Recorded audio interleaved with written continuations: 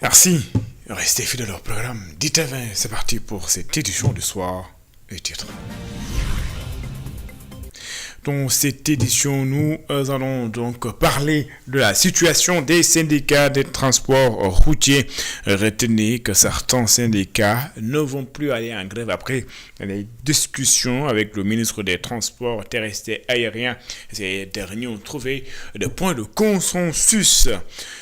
Donc, pour cette édition également, nous allons parler de la médecine vétérinaire avec la 29e édition de la rentrée de la rentrée solennelle de l'école inter-état des sciences et médecine vétérinaire de Dakar. Experts enseignants estiment que les établissements spécialisés sont peu nombreux. Les autorités doivent faire en sorte de multiplier ces établissements et renforcer ainsi sa formation. Et puis le ministre des Finances et du Budget apporte des précisions suite à l'emprunt de 650 millions de dollars. Cheikh Diba estime que tout a été fait dans la légalité. Aucun souci à ce niveau. Il estime qu'il s'agit ni d'une dette cachée ni d'une dette d'issue. Mais les voilà pour les titres. Le développement, c'est dans une poignée de secondes.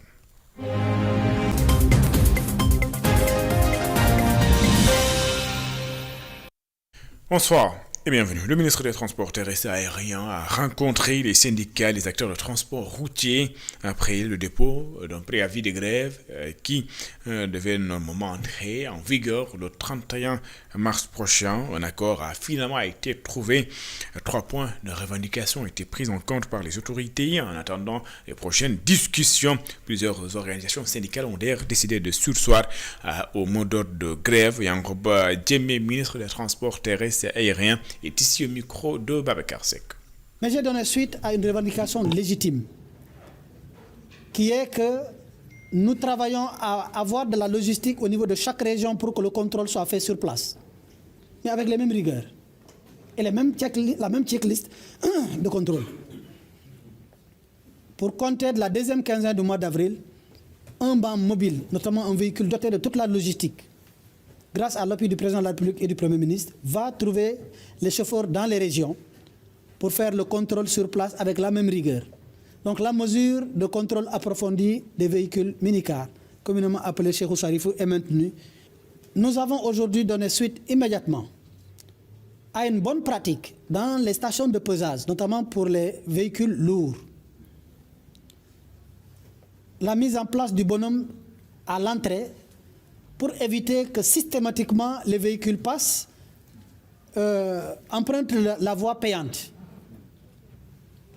Ça, nous avons vraiment donné raison aux syndicats et la mesure est immédiatement prise. Cette pratique va être rapportée et nous l'avons décidé de concert avec le ministère en charge des infrastructures qui était représenté et son représentant a abordé dans ce sens. Pour le reste, de ce qu'on appelle tracasserie, une sensibilisation forte va être faite et les engagements sont pris aujourd'hui par les forces de défense et de sécurité qui aujourd'hui abordent dans le même sens, mais nous allons travailler par des mesures structurelles. Le ministre des Finances s'explique suite à l'emprunt de 650 millions de dollars au titre de TRS ou même du swap. Cheikh Diba estime que tout a été fait en toute légalité.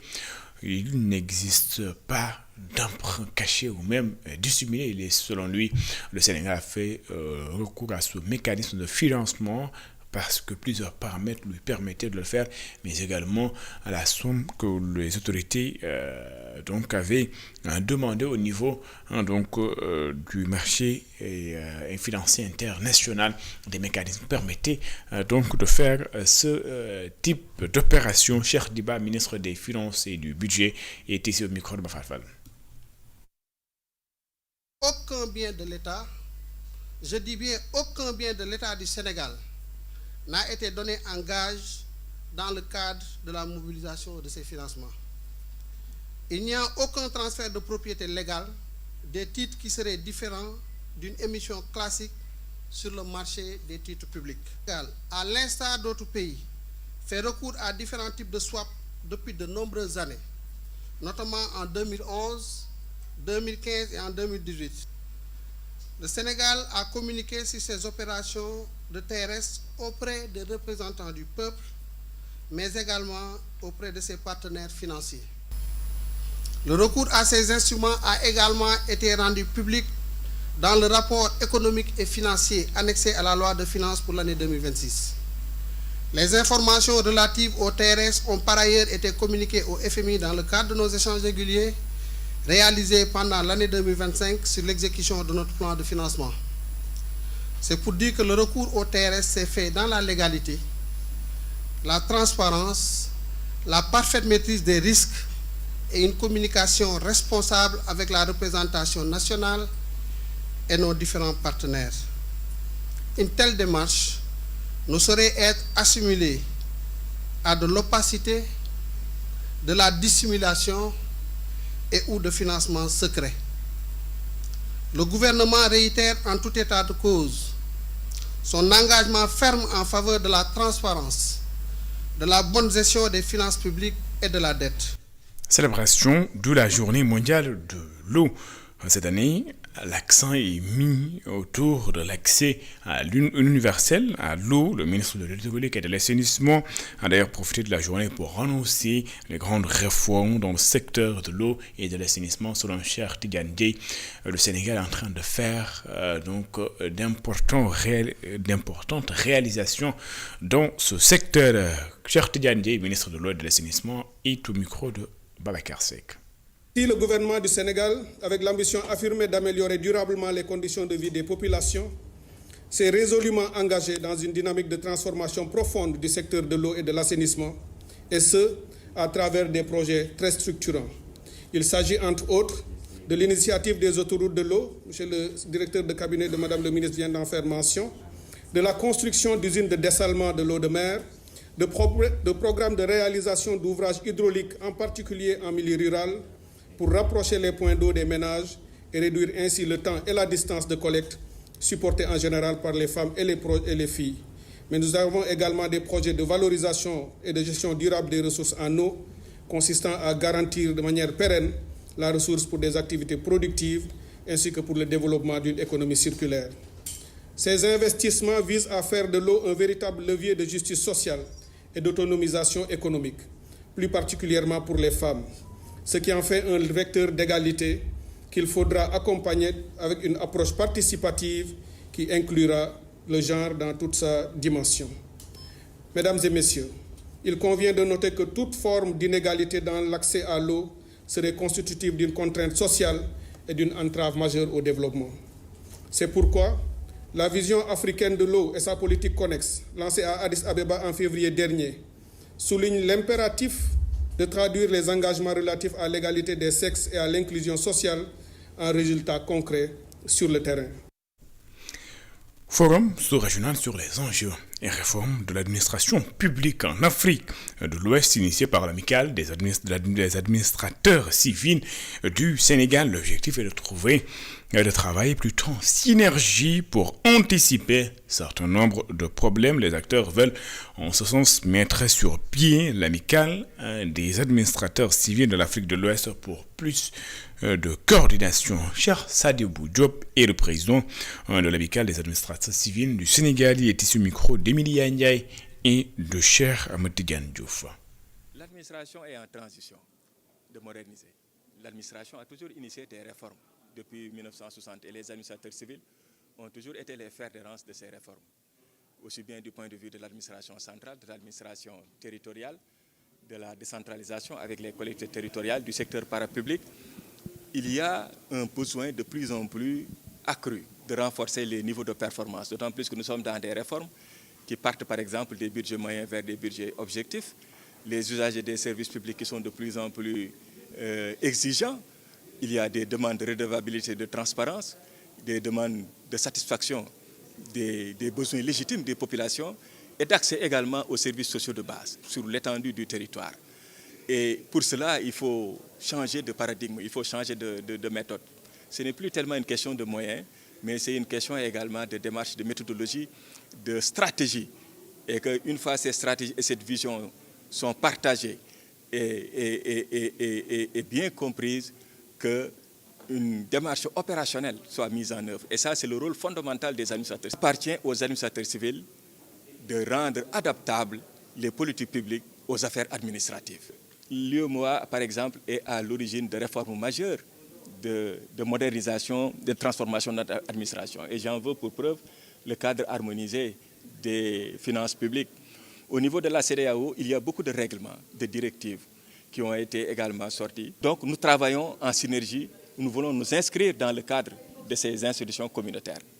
Mais parallèlement, nous voulons également mettre en place un réseau des administrateurs civils de la sous-région pour que ce cadre soit un cadre de partenariat, de renforcement de compétences, d'échange de bonnes pratiques et que ce cadre-là également puisse permettre de mutualiser nos efforts. 29e édition de la rentrée solennelle de l'école inter-État de sciences et médecine vétérinaire de Dakar. Les acteurs estiment que la formation vétérinaire, notamment en Afrique, fait face à de nombreux défis. Les établissements sont peu nombreux sur le continent. Ces derniers plaident pour la mise en place de plusieurs écoles de formation au regard de la situation sanitaire de certains pays. Ces derniers estiment également qu'il est important de renforcer les capacités des vétérinaires sur le continent. Elisabeth Grastine et Mafal Fall.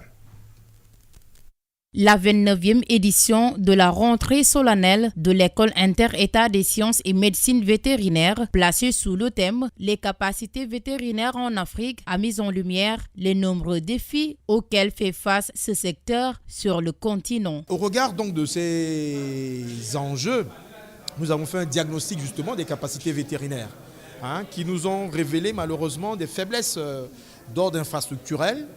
La réalité, c'est que le continent africain, nous disposons d'abord de très peu d'établissements de formation des vétérinaires. Le manque d'établissements de formation entraîne donc une pénurie de personnel qualifié.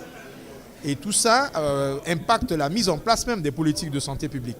Une quarantaine d'écoles vétérinaires sont présentes en Afrique, un chiffre insuffisant et qui engendre plusieurs difficultés, notamment en matière de formation et de couverture des besoins en santé animale. Nous avons essayé de comparer, ce sont les chiffres de l'Organisation mondiale de la santé animale, qui a fait un peu le dénombrement des institutions de formation vétérinaire. C'est-à-dire que le nombre d'écoles qui forment les vétérinaires dans le monde, on s'est rendu compte que pour le continent africain, tout le continent africain réuni, nous ne disposons que d'une quarantaine d'écoles vétérinaires. Alors que si vous considérez des zones comme le Japon, etc., rien que ces zones-là, vous avez plus d'une centaine d'écoles vétérinaires pour certaines petites zones géographiques. Un plaidoyer est fait pour plus d'interaction à une intégration concertée entre la santé humaine, la santé animale et l'environnement dans une approche globale dite One Health. En parlant des zoonoses, qui sont les maladies transmissibles des animaux à l'homme, les rapports de l'Organisation mondiale de la santé animale et même certains travaux de recherche ont montré justement que 60 à 75% des zoonoses humaines, donc des maladies, des zoonoses humaines, proviennent des animaux. C'est pour montrer encore une fois qu'il y a un lien, une interdépendance entre la santé animale et la santé humaine, en passant par l'environnement. D'où la mise en place de ce concept One Health, dans lequel vraiment on encourage toutes les institutions, toutes les parties prenantes à s'engager, parce qu'on ne peut plus travailler de manière isolée, il faut véritablement une intégration concertée. Cette 29e édition de la rentrée de l'ISMV a également été marquée par la remise de certificats d'excellence à 6 étudiants ayant obtenu une moyenne supérieure ou égale à 16 sur 20. Visite du ministre de la Justice, garde des Sceaux, de la maison d'arrêt de correction de Mbour. Yassine Fall annonce d'ailleurs la construction prochaine d'une nouvelle maison d'arrêt et de correction. Selon elle, les établissements pénitentiaires affichent un nombre pléthorique donc au regard de l'absence de construction des établissements pénitentiaires depuis des années. Yassine Fall a également promis l'amélioration donc des mesures de détention et de prévention. Plusieurs innovations sont donc attendues. Mountaga Kane et Mamadou Ba. Le ministre de la Justice, accompagné d'une forte délégation, s'est entretenu aussi bien avec les membres de l'administration pénitentiaire que les détenus. Elle admet l'engorgement des prisons et accuse l'ancien régime. Elle demeure marquée, comme dans la plupart de nos établissements pénitentiaires, par une situation d'engorgement structurel. Nul n'ignore la situation que nous avons héritée avec ce nouveau gouvernement. Des décennies de sous-investissement qui ont laissé notre système pénitentiaire sans infrastructure adaptée, pas une seule prison construite depuis l'indépendance. Elle admet l'insuffisance de magistrats à Mbour. Le nombre de magistrats servant à Mbour est très insuffisant. Ils travaillent dans des conditions très difficiles. Nous comptons corriger cette anomalie. Elle annonce la volonté du gouvernement de construire une prison à Mbour. Elle affirme que les alternatives à l'incarcération seront bien prises en compte. La digitalisation de la justice aussi. D'abord, la construction d'établissements modernes, dont une nouvelle maison d'arrêt et de correction à Mbour, en cohérence avec la création du tribunal de grande instance, pour améliorer les conditions de détention et favoriser la réinsertion. Le développement des alternatives à l'incarcération et des aménagements de peine. Les procureurs généraux étant orientés vers des mécanismes tels que le travail d'intérêt général ou encore la probation. La digitalisation de la justice, illustrée par la plateforme e-justice qui permet désormais de solliciter en ligne un permis de communiquer. Elle promet de revoir le statut du personnel pénitentiaire. On promet de revoir le statut du personnel pénitentiaire et augmenter leur effectif. Nous avons pris des mesures qui pourront améliorer leur situation. Le ministre de la Justice a rendu hommage aux agents pénitentiaires et aux autorités administratives et judiciaires. Et puis, à Thiès, c'est le collectif des femmes pour la défense de la femme, mais également de la famille, qui a organisé une formation professionnelle dédiée pour l'autonomisation et l'encadrement des femmes, mais également des jeunes filles. Le projet est financé à hauteur de 15 millions de francs CFA et va intervenir dans les 3 départements de la région de Thiès. N'est-ce pas, Isidore Alexandre Séné-Samafal?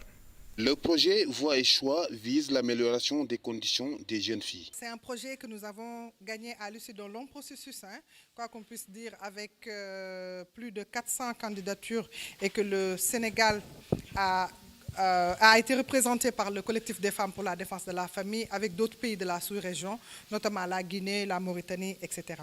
C'est un projet de 18 mois, donc dans la première phase de lancement, de 18 mois, mais qui vise surtout à renforcer les capacités des jeunes leaders sur les questions de genre, sur les questions de santé de la reproduction, mais surtout de développer leur leadership. Les violences basées sur le genre sont notamment prises en charge sur ce projet, un projet actif dans les départements de Mbour, Tivaouane, en plus de Thiès. En sachant que si on parle de genre, on ne parle pas seulement de hommes, femmes, donc les stéréotypes sexuels spécifiques, mais surtout la prise en charge des groupes vulnérables. D'abord, magnifier le partenariat au beau fixe entre le ministère de l'Éducation nationale, je dirais, à travers l'inspection d'académie de Thiès et le COFDEF. Le COFDEF qui est, je le dirais, un partenaire stratégique par rapport à la pertinence justement des programmes qui sont proposés au niveau de l'IA et qui sont en phase justement avec les orientations du ministère. C'est dans ce cadre qu'on salue et félicite et encourage ce projet qui vient renforcer justement ce que l'État est en train de faire dans le cadre des politiques éducatives pour accompagner les jeunes en général, l'adolescent et l'adolescente en particulier. Le collectif pour la défense de la femme et de la famille et ses bailleurs entendent déployer toute leur énergie avec comme objectif donner aux filles voix au chapitre. Deuxième édition de la journée régionale des femmes de Kaolack, placée sous le signe de la décentralisation et l'inclusion. Cette année, s'est tenue d'ailleurs à Nioro, portée par la plateforme des Amazones du Saloum. Une rencontre qui a mis l'accent sur le soutien aux femmes en situation de vulnérabilité, notamment à travers les consultations médicales gratuites, la remise de matériel de mobilité. Au-delà du volet social, l'événement a servi de vitrine de savoir-faire local en matière de transformation de produits céréaliers, tout en portant un plaidoyer fort pour un meilleur accès, des femmes vivant avec handicap au service de la santé et au financement de l'entrepreneuriat. Voici les explications de Mariam Anne Kouyaté, la préfète de Guinguinéo. Elle est ici au micro de Sékou Diallo et d'Astoumaï. Nous avons voulu tenir des activités impactantes pour les femmes, surtout celles qui sont en situation de vulnérabilité. Donc l'année dernière, ça a été une réussite et vraiment on a voulu continuer cette dynamique-là. C'est pourquoi on a voulu délocaliser en venant à Nioro, en tenant des activités qui tournent principalement autour de consultations médicales gratuites à l'endroit de toutes les femmes, mais surtout celles qui sont en situation de handicap, en dotant également de matériel de mobilité pour les femmes en situation de handicap et également les jeunes filles, mais surtout la remise de matériel, notamment des kits de dignité pour les jeunes filles en milieu scolaire. Donc vraiment la journée a été une réussite et ça a été l'occasion en tout cas de mettre en exergue tout le potentiel des femmes de la région de Kaolack et particulièrement celles du département de Nioro. Elles ont eu en tout cas à nous présenter tout ce qu'elles savaient faire en termes de transformation de produits céréaliers. Comme nous le savons, les femmes en situation de handicap souffrent d'une très grande vulnérabilité, surtout une vulnérabilité socio-économique. Il y a l'accès aux services sociaux de base qui pose problème, même s'il y a beaucoup d'efforts qui sont en train d'être faits par les pouvoirs publics, mais beaucoup de services encore restent ou tardent à être inclusifs pour que les personnes en situation de handicap ou à mobilité réduite puissent avoir accès à ces services-là. Mais surtout les services gynécologiques, le matériel médical qui doit davantage être adapté aux femmes en situation de handicap, surtout quand elles sont en état de grossesse. C'est la fin de cette édition. Merci. Alors, c'est excellent de programme sur les antennes. Dites à 20. Au revoir.